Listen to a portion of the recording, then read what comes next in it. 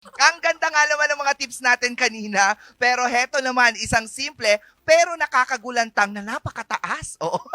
Ibaba mo ng konti. Sige pa. Ganyan. Nakakagulantang na tanong. Kapag naghuhugas, oo, sabi nila mga ka-MB, alin nga ba daw dapat ang unahin? Baso nga ba o kutsara? Naku, ating alamin yan sa... dapat naka-switch tayo. Ganyan, perfect. Ating alamin yan dito sa What You Think.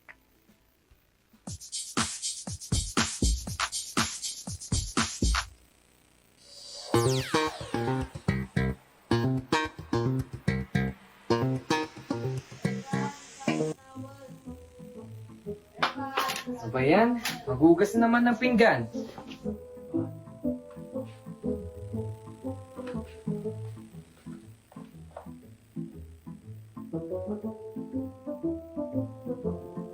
Sabi nila, unahin daw ang baso dahil mas malinis ito kaysa sa kutsara at tinidor. Ano nga ba talaga?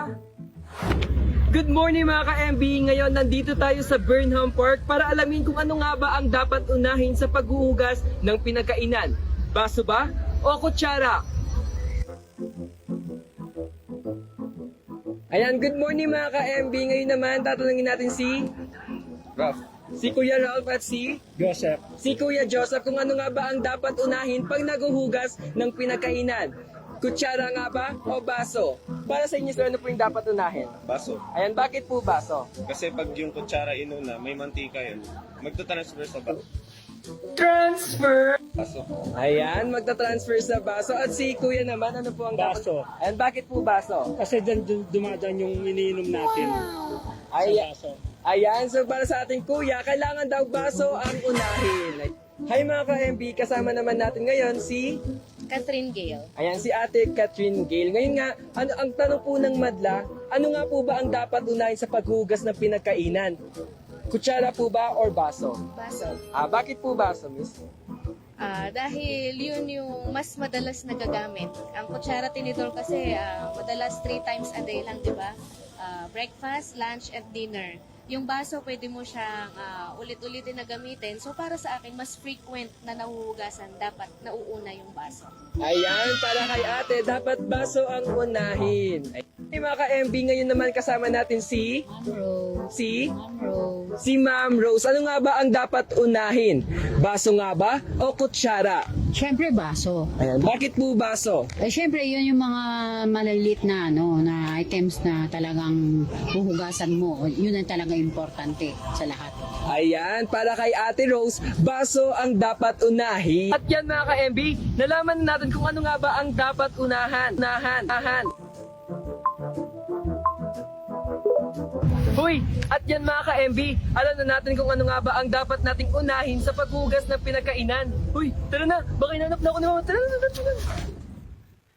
Mauna man ang baso o kutsara, ang mahalaga, malinis ang ginagamit natin sa pagkain. Nandiyan na si nanay. Hoy mga ka-MB, kayo ba? Ano ba ang dapat unahin? Baso nga ba o kutsara? Bye-bye! Oo nga naman. Ano nga ba naman kasi talaga ang mauna? Matagal nang usap-usapan yan. Pero ako bilang masipag akong tao, masipag na nilalang, at naghuhugas talaga everyday. Oh, wow!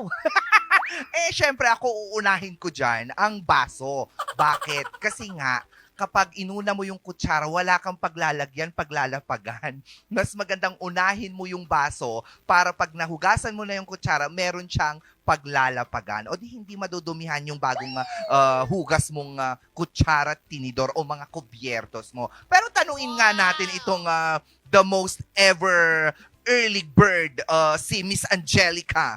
Oo, Arquero. Hello, good morning. Good morning, mga ka-MB! Grabe ang energy, parang hindi na late. Fairness, nakakaloka yung wide natin. Oo, hindi na move. Dito ka. Mag-move. Tayo na lang mag-move para Tayo sa wide mag-move. natin. Ayan.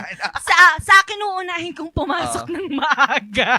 Kesa magbugas ng plato Real. Talaga. Sayang naman, Oo. kakanta pa sana tayo kanina. Pero Kanina. ayaw kasing kumanta mag-isa. Kasi parang feeling ko, para akong baso. Chos. Hindi. Pero para sa akin, kung ang Ah. tatanungin, uunahin ko talaga ang baso. Well, sa amin kasi, ang baso kasi, hindi siya parang ginagamit araw-araw o minu-minuto kagaya na lamang ng kubyertos na talagang isasakmul mo siya. Wow, ah.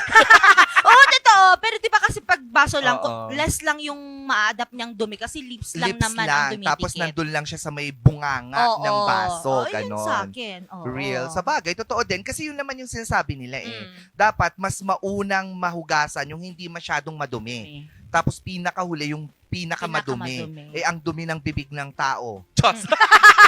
Hugasan pero yan. totoo. Oo, totoo yan. Oo, kaya kailangang mahuli sila para hindi ma-transfer yung mga tinanggal mo mga Tinanggal. germs Oo, mga... doon sa mga malilinis na gamit. Yung mga mantika, sebo, kasi exactly. madaling matransfer yun kapag ang unahin mo, itry mong unahin ang kaldero, Oo. tapos ihuli mo ang mga baso. Syempre At din saka, yung baso mo magiging itim.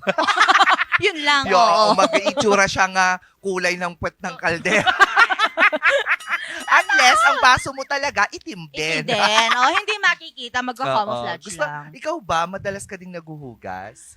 Ngayon, hindi. Hindi Hindi. na. Pero noon talaga kapag talaga pero pag nasa bahay ako, pag walang work, walang ginagawa, Oo. naguhugas talaga ako. Especially si mama ko, ayaw niya kasing nakikita o nadadatnan na may mga plato Oo. doon sa kusina, doon sa lababo. Kaya Oo. talagang as much as possible, naguhugas ako. Ako naman, pag nasa, Ikaw? pag nasa bahay ako dito sa Baguio, mag-isa ko, syempre kailangan ko maghugas. Pero pag nasa baba talaga ako, feeling donya. Prinsesa! Iisa na nga lang na plato at Oo, saka kubyertos at kubyertos. saka baso. Inahayaan ko pa yung nanay ko maghugas. Sabi kong, papahinga ako dito. Hindi, ang mami talaga. Minsan kapag alam nilang pagod ang mga anak, hahayaan nilang, sige, taka lang, agkuhan ka Diba? lang, di takas. Tapos tangganam. Ajay lang. Kayo ba mga ka-MB, ano nga ba dapat ang mauna? Baso o kutsara? I-komento nyo lang po yan dito sa ating live ngayon sa Regional News Group RNG Luzon. Samantala, sa mga nakatelebisyon naman, huwag kakalimutan na puntahan ng ating mga social media accounts. Gayon din ang Morning Balitaktakan Facebook page para balikan din ang iba pang mga episodes ng What Ya Think. Gayon lang.